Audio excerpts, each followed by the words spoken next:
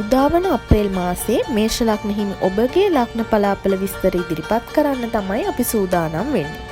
ලග්නාධිපති කුජ ගුරු හිමි පුණාවස නැකතේ වෙමින් වික්‍රමස්ථානගතව තවදුරටත් ගමන් කරමින් බුද්ධිමත්ව හා ඍජුව තරඟකාරී තත්ත්වයන්ට මුහුණ දීමේදී අදාළ නියමයන් හා ලියකියවිලි සම්බන්ධව අවධානයක් යොමු කළ යුතු වේ.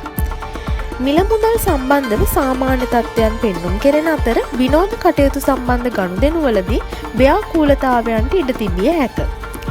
මහන්සිය හා කැපවීම මුල් කොටගෙන කටයුතු බොහෝ දුරට කෙරෙන අතර දේශපාලන, පිරිස් පාලන ශේෂ්ත්‍ර හා සම්බන්ධතාවන්ද පෙන්නුම් කෙරේ.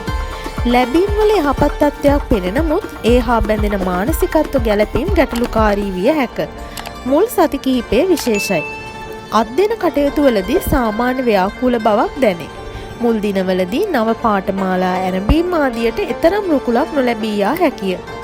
විවාහ යෝජනා සම්බන්ධව එකඟතා හෝ නිර්වුල් බවක් ඇති කර ගැනීම බොහෝ දුරට අපහසු විය හැක. කතා බස්වලදී සුළු සහනයත් එය ප්‍රමාණවත් තරම් නොපවතී.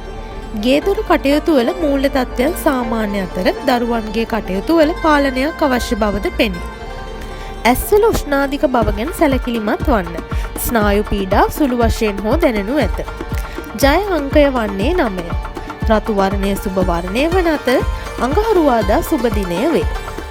මෙවැනි වීඩියෝ ඉදිරියටත් නැරඹීමට අපගේ දිය සෙවන YouTube නාලිකාව සබ්ස්ක්‍රයිබ් කර බෙල් අයිකන් එක ක්ලික් කරන්න.